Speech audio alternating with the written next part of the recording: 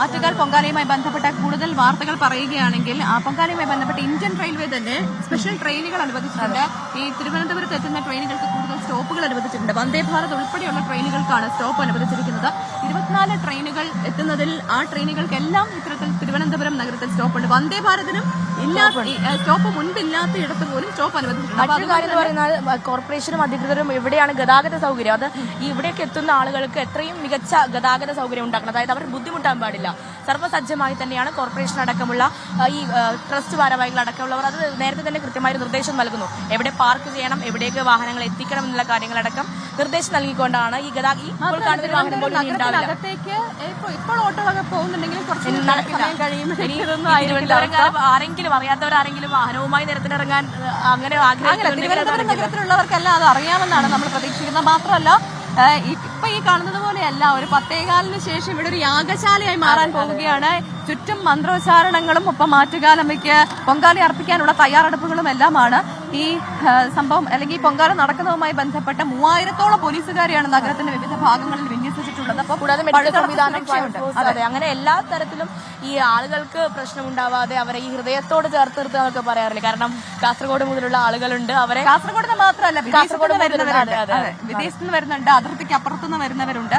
അപ്പൊ അവർക്കൊക്കെ വേണ്ട എല്ലാ സൗകര്യങ്ങളും നടത്തി കൊടുക്കുന്നുണ്ട്. നമ്മൾ ശരിക്കും വിചാരിക്കും എന്ത് അത്ഭുതമാണല്ലേ, ശരിക്കും പറഞ്ഞാൽ ഇത്രയും അധികം ആൾക്കാർ ഒരു ദിവസം വന്നു പോവുകയാണ്. അത് അവർക്ക് എല്ലാ സൗകര്യങ്ങളും അപൂർവ കാഴ്ച. അവർ അത്രത്തെ ഐക്യത്തോടെയാണ് ഈ ഒരു പൊങ്കാലയിട്ട് വേദി വർദ്ധിച്ചു പോകുന്നത്. നമുക്ക് ഇവരോട് കൂടി ചോദിക്കാം, എവിടെയും കുറച്ച് പേര് ഇരിപ്പുണ്ട്.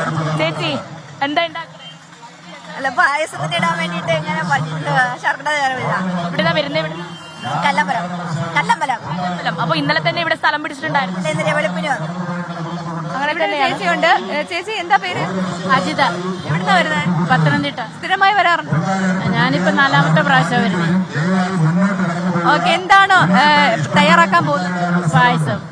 പായസം മാത്രമാണ് ഇത്തവണ? ഇത്തവണ പായസം മാത്രം. എങ്ങനെയാ പെട്ടെന്നൊന്ന് പറയോ പായസം എങ്ങനെയാ ഉണ്ടാക്കുന്നത്?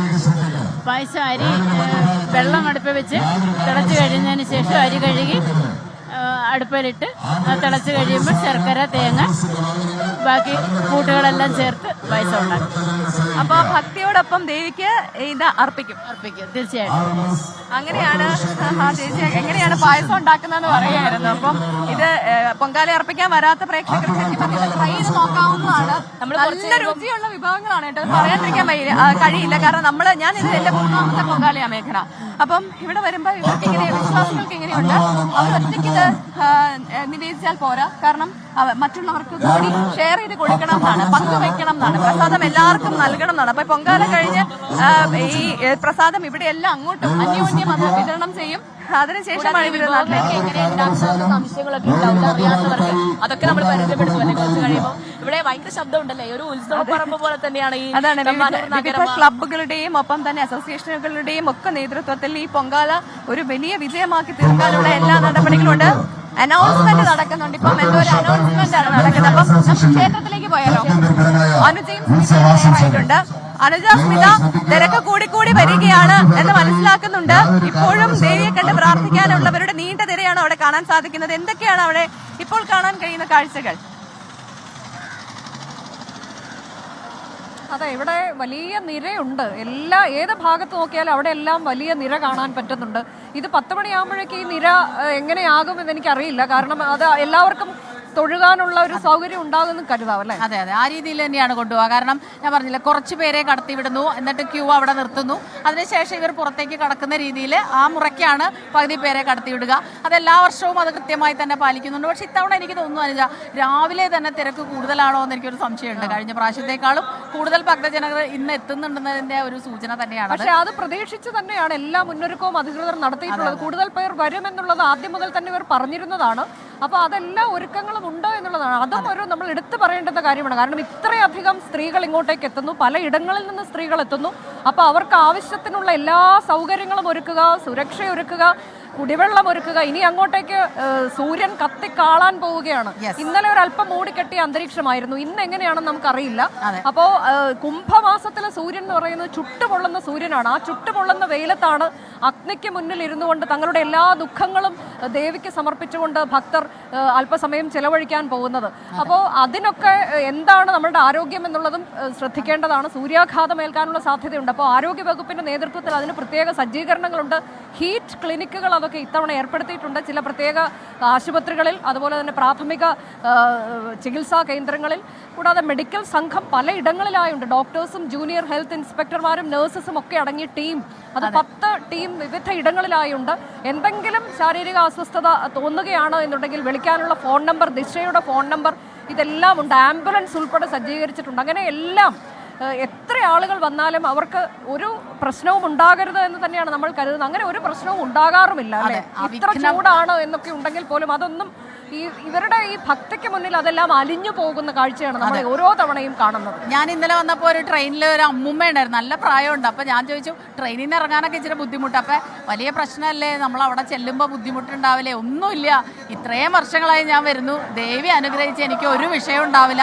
അത്തരത്തിലാണ് വിശ്വാസങ്ങൾ പോകുന്നത്. അതുപോലെ ദേവിയെ കാണാൻ ഇന്നിപ്പോൾ ഈ കാണുന്ന നിര മുഴുവനും നേരത്തെ നമ്മൾ പറഞ്ഞതുപോലെ പൊങ്കാലയുടെ നിവേദ്യത്തിനുള്ളതെല്ലാം ഒരുക്കി വെച്ചിട്ട് ദേവിയെ കണ്ട് തൊഴുക, അതൊരാചാരം. അങ്ങനെ തൊഴുവാനുള്ള വരവാണ്. അതിനിടയിൽ ഇടയ്ക്കിടയ്ക്ക് ദീപാരാധന ഉണ്ടാകും ദേവിയെ. അതുപോലെ നമ്മുടെ പുറകിൽ കാണുന്നത് ദേവിയുടെ, ഇതിന് പുറകിൽ കാണുന്ന ദേവിയുടെ ആ ഒരു രൂപത്തിൽ ഇടയ്ക്കിടയ്ക്ക് ഇങ്ങനെ പട്ടുവസ്ത്രങ്ങൾ മാറ്റിക്കൊണ്ടിരിക്കും. അതൊരു മനോഹരമായ കാഴ്ചയാണ്. പല വർണ്ണങ്ങളിൽ പട്ടുവസ്ത്രങ്ങൾ ഇങ്ങനെ മാറിക്കൊണ്ടേയിരിക്കും. അത് വന്ന് ഉടുപ്പിക്കുന്നതും അത് വളരെ കലാപരമായിട്ടാണ്.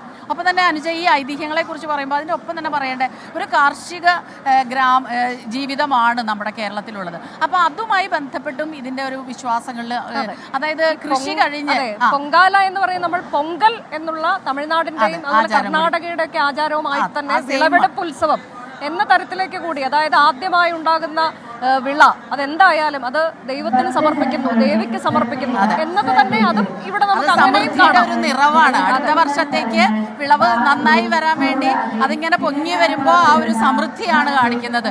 അവര് ദൈവത്തോട്, ഭൂമിയോട് നന്ദി പറയുകയാണ്. പൊങ്കാല തന്നെ കാണിക്കുന്നത് പഞ്ചഭൂതങ്ങളുടെ മണ്ണും ജലവും വായുവും ആകാശവും എല്ലാം ചേർന്നിട്ടുള്ള അതിങ്ങനെ പൊങ്കാല തിളച്ചു വരുമ്പോൾ ആ ഒരു സമൃദ്ധിയാണ് കാണിക്കുന്നത്. അപ്പോൾ ആ രീതിയിലുള്ള വിശ്വാസങ്ങളാണുള്ളത്. ഇന്ന് പ്രഭാതത്തിൽ മുതൽ ഈ നീണ്ട നിര ഇന്നലെ രാത്രി മുതൽ തുടങ്ങിയതാണ്. ഇന്ന് പ്രഭാതത്തിൽ മുതൽ ദേവിയെ കണ്ട് ദർശനം നടത്താനുള്ള വലിയ തിരക്ക് ഞങ്ങളുടെ തൊട്ടുപുറകിൽ കാണാം. നടയുടെ അടുത്ത് തന്നെയാണ്, നമ്മൾ നടയിലാണ് ശരിക്കും പറഞ്ഞാൽ നിൽക്കുന്നത്. അങ്ങോട്ടുള്ള വലിയ തിരക്ക് കാണാം. പക്ഷേ ഇപ്പോൾ കാണുമ്പോൾ സ്ത്രീകളെ തന്നെയാണ് കടത്തിവിടുന്നത്. ഒരുപാട് പുരുഷന്മാരവിടെ കാത്തു നിൽക്കുന്നുണ്ട്. ഇപ്പോൾ കാണുന്നത് മുഴുവനും സ്ത്രീകളായ ഭക്തജനങ്ങൾ. അത് പല പ്രായത്തിലുള്ളവരുണ്ട്. അവരവരുടെ ക്ഷീണമോ തളർച്ചയോ ഒന്നും വകവയ്ക്കാതെ ദേവിയെ കണ്ട് അനുഗ്രഹം വാങ്ങാനായിട്ടുള്ള വരവാണ്. ഒരുപാട് കാര്യങ്ങൾ അവർ ആഗ്രഹിച്ചിട്ടുണ്ട്, പ്രാർത്ഥനകളുണ്ട്, അഞ്ജലിയുണ്ട്, അതെല്ലാം കഴിഞ്ഞിട്ടുള്ള വരവാണ്.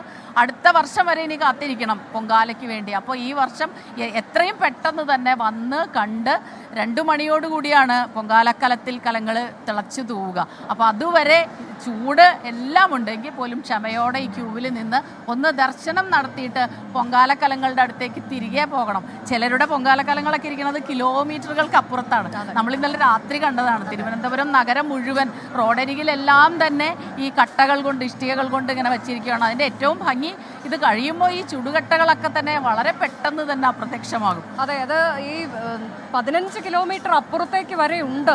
ഞങ്ങൾ ഇന്നലെ എറണാകുളത്ത് നിന്ന് വരുമ്പോൾ ഈ മണ്ണന്തല എന്ന സ്ഥലം മുതൽ ഈ വഴിയിൽ ഈ ചുടുകട്ടകൾ ഇങ്ങനെ കൂട്ടി സ്ഥലം പിടിച്ചിട്ടിരിക്കുന്നത് കണ്ടിരുന്നു.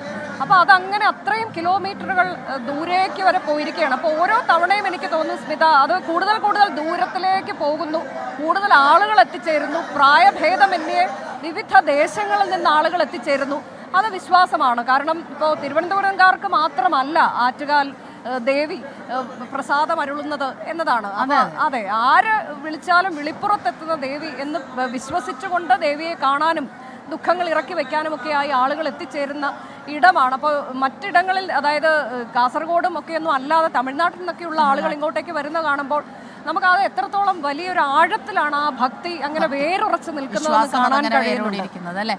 സർവമംഗളമംഗല്യേ ശിവേ സർവാർത്ഥ സാധികേ ശരണ്യേ ത്രംബകേ ഗൗരി നാരായണീ നമോസ്തുതേ. ഇതാണ് ഇവിടെ പ്രധാനമായും ഈ നാമജപങ്ങളോട് കൂടിയാണ് ഈ ക്യൂവിൽ ഇങ്ങനെ സ്ത്രീകൾ നിരനിരയായിട്ട് നിൽക്കുന്നത്. പോലീസുകാരുടെ കാര്യം എടുത്തു പറയാതെ വയ്യ അല്ലേ. ഈ വലിയ തിരക്ക് ഇത്ര മനോഹരമായിട്ട് തിരക്കിനെ നിയന്ത്രിച്ച് ഓരോ ഇടവേളകളിൽ ഇത്രയും പേരെ എന്ന രീതിയിൽ ഭക്തരെ കടത്തിവിട്ട് അവരെ എല്ലാം തന്നെ ക്ഷമയോടെ നിയന്ത്രിച്ച് ചില സമയത്ത് നമുക്ക് പാവം തോന്നും. അവരുടെ ഒരു നിപ്പും ക്ഷീണവും ഈ ചൂടൊക്കെ അവർക്കും ഉണ്ടല്ലോ.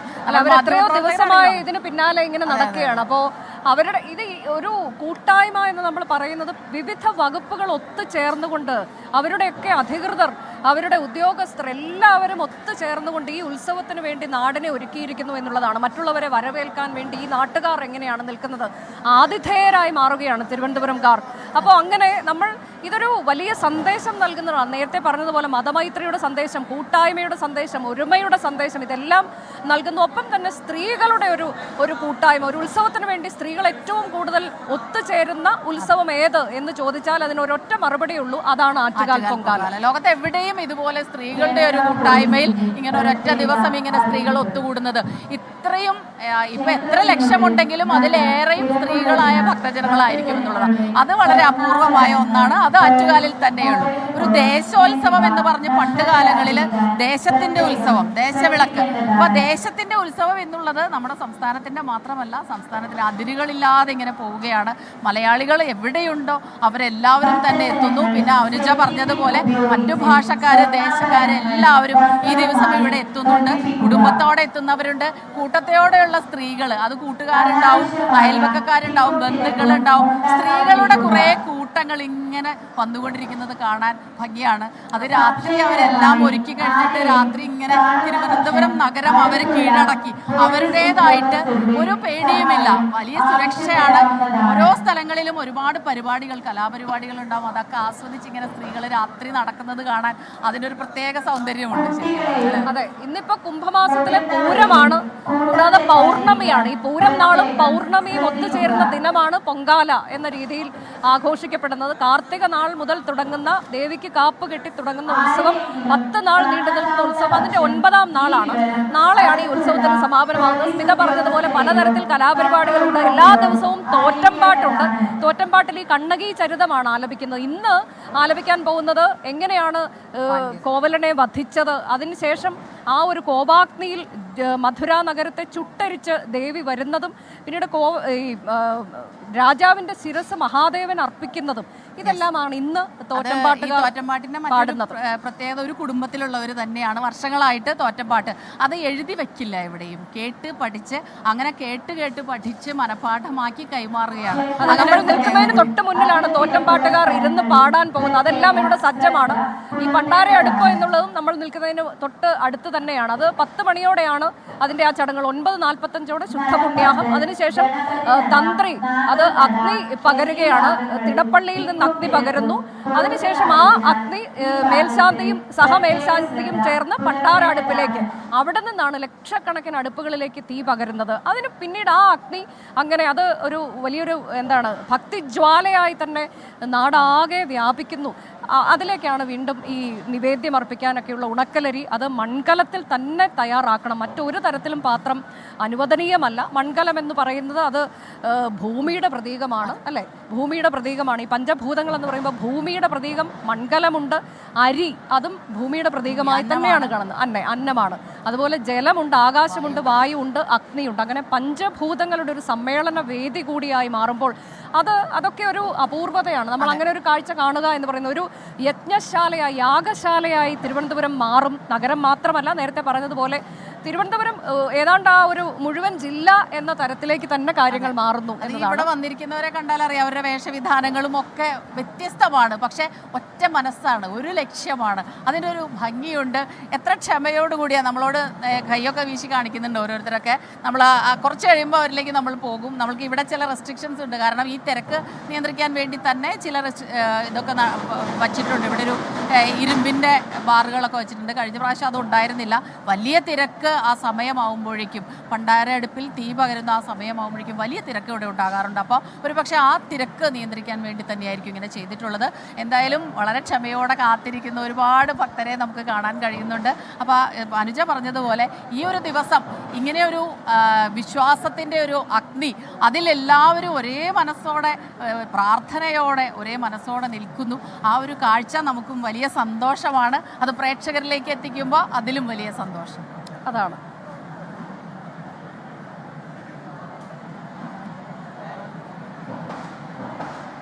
ഇതാണ് അമ്പലത്തിൽ നിന്നുള്ള അല്ലെ ക്ഷേത്ര പരിസരത്ത് നിന്നുള്ള വിശദമായ ആവേശത്തിലാണ് ഈ സ്മിത ചേച്ചിയെ കുറിച്ചൊക്കെ പറയുമ്പോഴേ വർഷങ്ങളായി ആറ്റുകാൽ പൊങ്കാലയ്ക്ക് വരുന്ന ആളുകൾ, അങ്ങനെ സ്മിത ചേച്ചിയൊക്കെ അന്വേഷിക്കുന്ന ആളുകളും ഈ കൂട്ടത്തിലുണ്ടല്ലേ? അതെ, നമ്മളടുത്ത് ഇവിടെ 24 പ്രേക്ഷകരെ വന്ന് നമ്മളടുത്ത് സംസാരിക്കുന്നുണ്ട്. അവിടെ പൊങ്കാല അർപ്പിക്കാൻ വന്നവർ നിരവധിയാണ് 24 കുറിച്ച് പറയുന്നത്. അപ്പം നമ്മുടെ കമന്റ് ബോക്സിൽ ഒരുപാട് കമന്റ്സ് ഇങ്ങനെ വന്നുകൊണ്ടേ ഇരിപ്പുണ്ട്. ആറ്റുകാൽ പൊങ്കാലയുമായി ബന്ധപ്പെട്ടും അല്ലാതെയും ഒക്കെ നമ്മുടെ പ്രേക്ഷകർ ഇങ്ങനെ കമന്റ്സ് അയക്കുന്നുണ്ട്. പക്ഷെ നമ്മളിപ്പോൾ നല്ല തിരക്കായതുകൊണ്ടാണ് കൂടുതൽ കമന്റ്സിലേക്കൊക്കെ പോകാത്തത്. നമുക്ക് ഈ പൊങ്കാലയുമായി ബന്ധപ്പെട്ട് ഇവിടെ കുറേ ചേച്ചിമാർ തയ്യാറാകാനായിട്ട് ഇങ്ങനെ നിൽപ്പുണ്ട്. ചേച്ചി, പൊങ്കാലയുടെ സ്ഥലം കിട്ടിയോ? ശരിയാണോ ഇടുന്നത്? അപ്പം അടുപ്പൊക്കെ ഇനി എടുക്കണ്ടേ? എവിടുന്നാ വരുന്നത്? കരുനാഗപ്പള്ളി. അപ്പൊ കൊല്ലം കരുനാഗപ്പള്ളിയിൽ നിന്ന് വന്ന ഒരു ചേച്ചിയാണ്. പലർക്കും ഇവിടെ സ്ഥലം കിട്ടാതെ അവർ ആ ചുടുകട്ടയും മറ്റ് കൊതുമ്പും മറ്റ് സാധനങ്ങളും ഒക്കെ ആയിട്ട് മറ്റു സ്ഥലങ്ങളിലേക്ക് പോകുന്നുണ്ട്. കാരണം ഒരുപാട് ആളുകളെ ഇവിടെ ഈ റോഡിന്റെ വശത്തിരിക്കാൻ സമ്മതിക്കില്ല. ഈ അഗ്നിരക്ഷാസേന തന്നെ അറിയിച്ചിട്ടുണ്ട്. ഭയങ്കര ചൂടാണ്. അതുകൊണ്ട് തന്നെ ഒരുപാട് അടുപ്പിച്ച് കല്ലുകൾ അടുക്കരുതെന്ന് പറഞ്ഞിട്ടുണ്ട്. കാരണം അത്ര ചൂടാണ്. കുറച്ചു നേരം ഇപ്പൊ തന്നെ സൂര്യാഘാതം ഏൽക്കുന്ന സംഭവങ്ങളൊക്കെ പണ്ട് ഉണ്ടായിട്ടുണ്ട്. അതുകൊണ്ട് അത്തരത്തിൽ ചൂടിൽ നിന്ന് രക്ഷ നേടാനുള്ള കാര്യങ്ങൾ, അത് ഈ കോട്ടൺ വസ്ത്രങ്ങൾ ധരിക്കുക, അങ്ങനെയുള്ള പല കാര്യങ്ങളും. പിന്നെ കൂടാതെ ദാഹജലം, അത് ഇമ്പോർട്ടൻ്റ് ആണ്. ദാഹജലം കുടിച്ച് കൃത്യമായ വെള്ളമൊക്കെ കുടിച്ച് വേണം ഈ കാര്യങ്ങളൊക്കെ. നിവേദ്യം വരെ 1:15 വരെ നിൽക്കേണ്ടതാണല്ലേ?